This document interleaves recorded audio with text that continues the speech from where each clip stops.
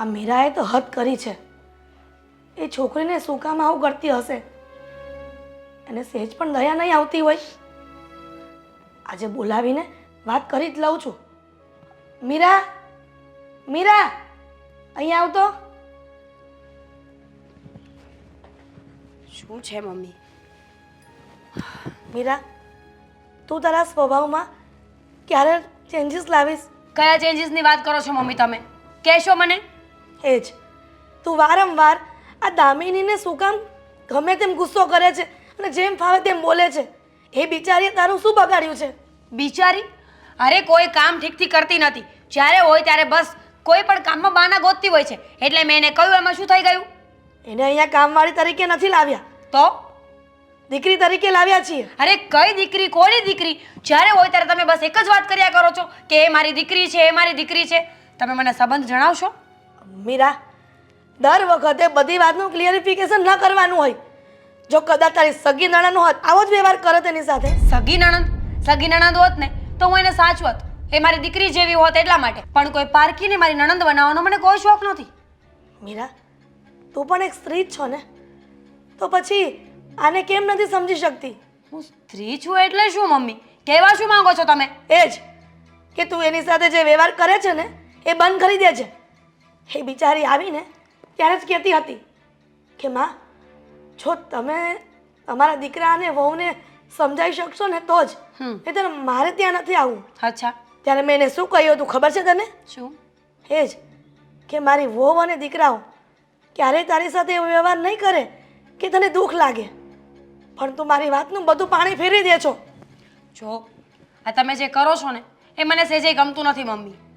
જ્યારે હોય ત્યારે બસ પારકા લોકોનું ઉપરાણું ખેંચવાની. તમે એક કામ કરો, તમે છે ને એને આ ઘરની બહાર કાઢી મૂકો. મારે એ છોકરી આ ઘરમાં જોઈતી જ નથી. અને મારે એ છોકરી જોઈએ છે.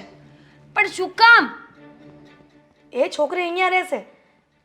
શું કામ એટલે? આ મકાન મારા નામનું છે અને ન ખબર હોય ને તો દસ્તાવેજમાં નામ જોઈ લેજે.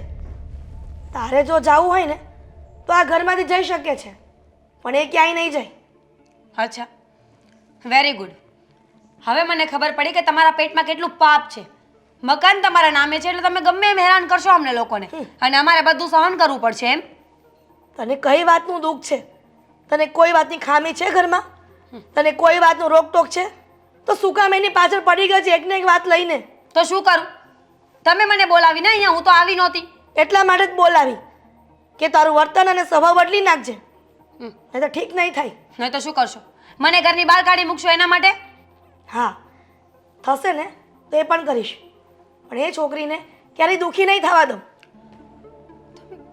કેવી માં છો તમે? પારકી છોકરી માટે મને ઘરની બહાર કાઢવાની વાત કરો છો? વહુ છું તમારા દીકરાની. તું પણ પારકા ઘરેથી જ આવી છો ને? ક્યારેય વહુ તરીકે રાખી છે? દીકરી તરીકે જ રાખી છે ને. અને મીરા, જેટલું તું મારી સંભાળ નથી રાખતી ને એટલી એ મારી સંભાળ રાખે છે. મારા દવાથી માંડીને સાંજે સૂવને ત્યાં સુધી પાણીનો ગ્લાસ પણ એ પહોંચાડે છે મને. અને તે ક્યારેય મારી સેવા કરી છે? ક્યારેય મા તરીકે વર્તન કર્યું છે? ઠીક છે, રાખો એને. હું પણ જોઉં છું કે આ ઘરમાં કેમ ટકે છે. અને હું પણ જોઉં છું કે એને આ ઘરમાંથી બહાર કોણ કાઢે છે.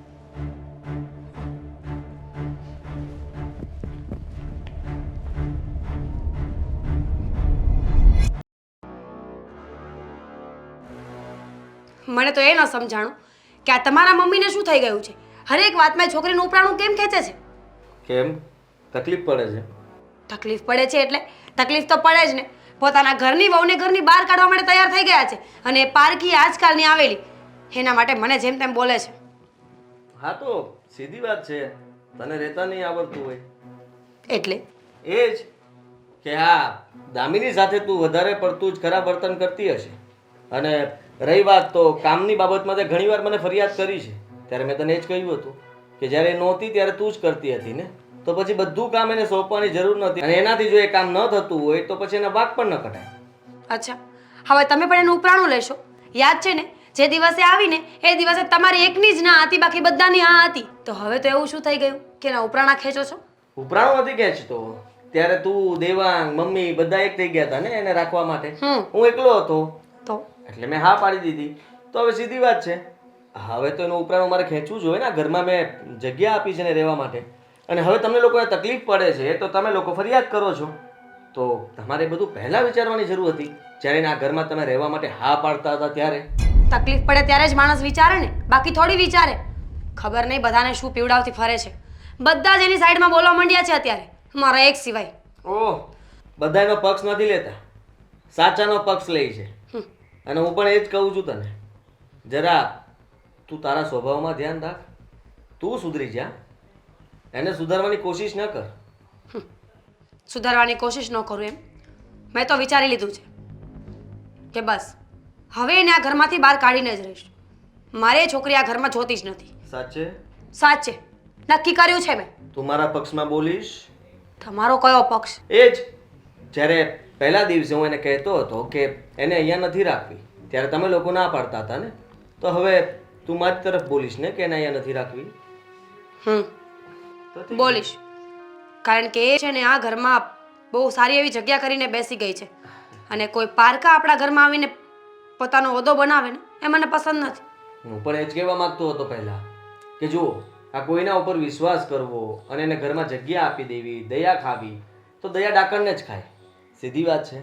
હવે તમારા ઉપર વીતી ત્યારે તમને ખબર પડી, બાકી હું તો સમજાવવાની કોશિશ તો કરતો જ હતો. ત્યારે તમે લોકો સમજ્યા નહીં. હવે સમજી ગયા છો તો વાંધો નહીં. હા, દેવાંગ પણ હું કહીશ એમ જ કરશે. એને પણ હવે મેં કહી જ દીધું છે, કાં એ આ ઘરમાં રહેશે કાં તું. તો સીધી વાત છે. દેવાંગ ઘર છોડીને તો જવાનું નથી. તો રહી વાત દામિનીની, તો તમે બંને જો મારા પક્ષમાં બોલતા હોય તો મમ્મીને હું કહી દઈશ કે દામિની આ ઘરમાં નહીં રહે. ઠીક છે, હું રેડી છું. તમે જ્યારે કહેશો ને ત્યારે હું મમ્મીને કહી દઈશ. એકવાર તો હું કહી ચૂકી હતી, ત્યારે મમ્મીએ મને ચોખ્ખી ભાષામાં કહ્યું કે તને ઘરની બહાર કાઢી મૂકીશ પણ દામિનીને નહીં. અચ્છા, તો સારું કહેવાય ને. હા, મમ્મીએ તારી સાથે માથાકૂટ કરી ત્યારે તને ભાન થઈ કે મમ્મી એના પક્ષમાં બોલે છે. બાકી ત્યાં સુધી તો તને કોઈનો પક્ષ ખબર જ નહોતી પડતી ને. નહોતી પડતી, પણ હવે પડી ગઈ ને. અને જ્યારે ખબર પડે ને ત્યારે આપણે આગળ એક સ્ટેપ લઈ લેવો જોઈએ. જાગ્યતાથી સવાર. પણ હજી મને વિચાર આવે છે કે છોકરીનો વાંક નહીં હોય, એ ઘરમાં બરાબર તો રહે છે. તો પછી એને અહીંયા જ રાખો અને કાલ સવારે જમીનમાં, મકાનમાં, પ્રોપર્ટીમાં અડધો ભાગ માંગે ને તો એ પણ આપી દેજો ને. એ લૂંટવા આવી છે ખબર જ છે મને, પણ એ હજી ભોળી બનવાનું નાટક કરે છે. મને એમ હતું કે એટલા સમયમાં તો એ કદાચ બધા ઉપર હક જમાવતી ફરશે, પણ કામયાબ ન થઈ. ખાલી મમ્મી ઉપર જ એનો હક ચાલે છે અને મમ્મી એનો પક્ષ લે છે. હા તો વાત કરો મમ્મી સાથે, સમજાવો એમને. સમજાવીશ ને, કારણ કે હવે તમને જ જો વાંધો હોય તો હું કંઈક બોલી શકું, બાકી તો હું શું બોલી શકત. હવે મમ્મીને પૂછીશ ને કે તમને આટલો બધો લગાવ શું કામ છે આ છોકરીથી? કોણ છે તમારી? તમારે આની સાથે આટલી બધી હમદર્દી જતાવવાની જરૂર શું છે? હા તો પૂછી લેજો ને, હું ક્યાં ના પાડું છું. જલ્દીથી જલ્દી વાત કરો મમ્મી સાથે. કરી લઈશ. અને મમ્મી જો ના પાડશે તો પાડી શકે ને. તમારામાં એટલી આવડત તો હશે જ ને કે તમે કોઈ પારકા વ્યક્તિને ઘરમાંથી બહાર કઢાવી શકો, કે પછી પોતાની પત્નીને બહાર જતી જોઈ લેશો. તારે ક્યાંય જવાની જરૂર નથી, પણ એટલું કહી દે કે તું ઘરના કામ બધા કરી લઈશ અને કોઈ નવી નોકરાણીની ડિમાન્ડ પણ નહીં કરે. કરી લઈશ, બધું જ કરી લઈશ. હા તો ઠીક છે, હું પણ કહી દઉં છું કે દામિની આ ઘરમાં નહીં રહે. એના ઘરની બહાર કાઢવાની જવાબદારી મારી. ઓકે, ઠીક છે? ઠીક છે.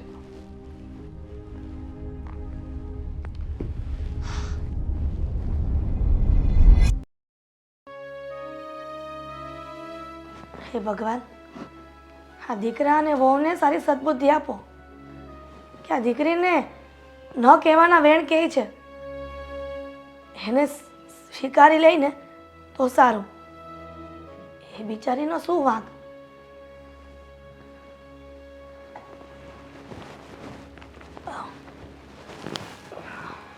બેટા આદિ આવી ગયો? હા, થોડી વાત કરવી હતી તમારી સાથે. હા બોલ ને બેટા, શું વાત કરવી છે? એમાં કઈ પૂછવાનું થોડું હોય. આ દામિની વિશે. દામિની વિશે? હવે એના વિશે શું વાત કરવી છે તારે?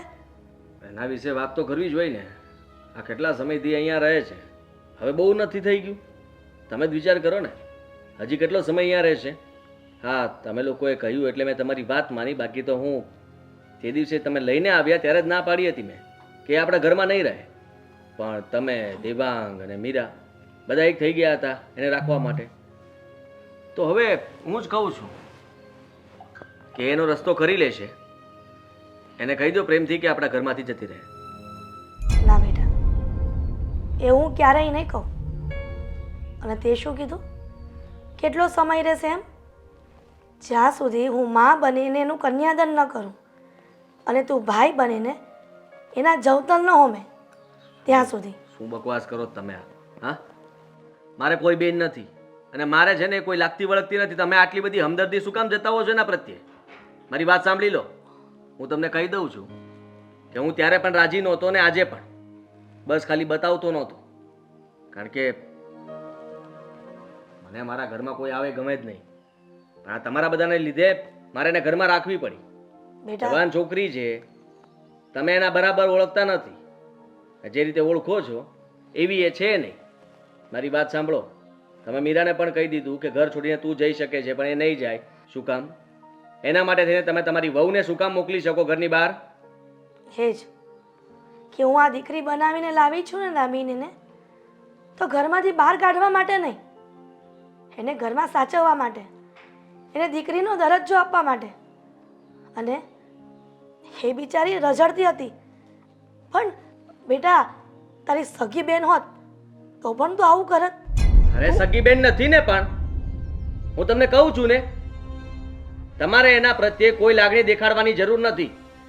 તમે આ શું કરી રહ્યા છો? જે મને ઠીક લાગ્યું ને એ કર્યું. હવે તમે ઘરમાં બધા એની પાછળ કેમ પડી ગયા છો? મીરા તો મીરા, એને જેમ ફાવે તેમ બોલે છે, ઘરના બધા કામ કરાવે છે. શું એ નોકરાણી તરીકે થોડા લાવ્યા છીએ? એ તમારે વિચારવાનું હતું કે તમારા ઘરમાં એ શાંતિથી રહી શકશે. હા, આ દેવાંગ પણ એને હેરાન કરે છે. જોઈ લો ને તમારી આંખે. હું તો એટલા માટે જ ના પાડતો હતો કે એને આપણા ઘરમાં નહોતી લાવવાની જરૂર, ને તમે લઈને આવ્યા. ખબર નહીં તમને શું દીકરીના અભડખા હતા જે તમે અત્યારે આ ઉંમરે પૂરા કરી રહ્યા છો. આદિ, હવે તારું બોલવાનું વધી ગયું છે. તારા માની સામે ક્યારેય બોલતો નહોતો. હવે શું આ ઘરમાં દીકરી આવી છે અને એ પણ બિચારી નિરાધાર. તારા દિલમાં તો ઘણી બધી દયા ભાવના હતી ને, ક્યાં ગઈ બધી? નથી મને કોઈ પ્રત્યે દયા ભાવના, પણ તમને જોઈને મને એવું લાગી રહ્યું છે કે કાલ સવારે તમે એમ પણ કહેશો કે આ છોકરીને આપણે ભાગ પણ આપશું. કહેશો? હા, હા તો જરૂરથી બસ. કહીશ. હા તો બસ. આદિ, આ શબ્દ મારે સાંભળવો જ નહોતો. તે તમે તમારા મોઢે બોલ્યા છો. એના ઘરમાંથી કંઈ પણ હિસ્સો આપવાની જરૂર શું કામ પડે? કોણ છે? એ કહ્યું ને તને કે રસ્તામાંથી લઈ આવી છું અને દીકરી તરીકેનો દરજ્જો આપ્યો છે. અરે રસ્તે રજલતી ગમે તેને તમે લઈ આવો ને એ અમારી બેન માની લેવાની?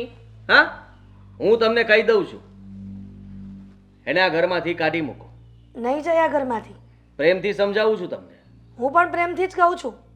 મારી વાત નહીં માનો નહીં માનો તો હું ધક્કા મારીને એને ઘરની બહાર કાઢીશ. એને તું ધક્કા મારીને બહાર કાઢીશ ને તો હું તમને લોકોને અહીંયા ઘરમાં નહીં રહેવા દઉં. હવે તમારે જવું હોય ને તો જઈ શકો છો, પણ એ છોકરી આ ઘરમાંથી નહીં જાય. મમ્મી તમે જીદ કરો છો. હવે તું પણ જીદ કરી રહ્યો છે. તમે સમજવાની કોશિશ કેમ નથી કરતા? તું પણ સમજવાની કોશિશ ક્યાં કરે છે? હું તમને સમજાવી જ રહ્યો છું અને કહી પણ રહ્યો છું કે તમે જેને જે કંઈ પણ કરો છો એ ખોટું છે. એ છોકરી આ ઘરમાં નહીં રહે. એના માટે થઈને તમે અમને બધાને કાઢવા તૈયાર થઈ ગયા છો. તમારા સગા દીકરાઓને ભૂલીને તમને એ પારકી વાલી છે. એટલે તો પ્રેમથી સમજાવું છું કે તમે મારા દીકરાઓ છો. નહીંતર જો તમારી જગ્યાએ બીજું કોક હોત ને તો એને ધક્કા મારીને કાઢી મૂકત. હું એ જ તો કહી રહ્યો છું કે તમને એના પ્રત્યે આટલો બધો લગાવ કેમ છે. એના માટે થઈને પોતાના દીકરાને કાઢવા તૈયાર છે, પણ પોતાના દીકરા કહી રહ્યા છે તો એને કાઢવા તૈયાર નથી. તમે આદિ, ઊંચા અવાજે વાત કરતા પહેલા વિચાર કરશો. વાત કરી લીધો બધો વિચાર. અને મારી વાત સાંભળો. તમે જે મને કહ્યું છે ને એ હું બિલકુલ સહન નહીં કરું. અને તમે જુઓ એ આ ઘરમાં કેમ રહે છે. અને હું પણ જોઉં છું, હું પણ તારી માં છું કે તું એને આ ઘરમાંથી કેવી રીતે બહાર કાઢે છે.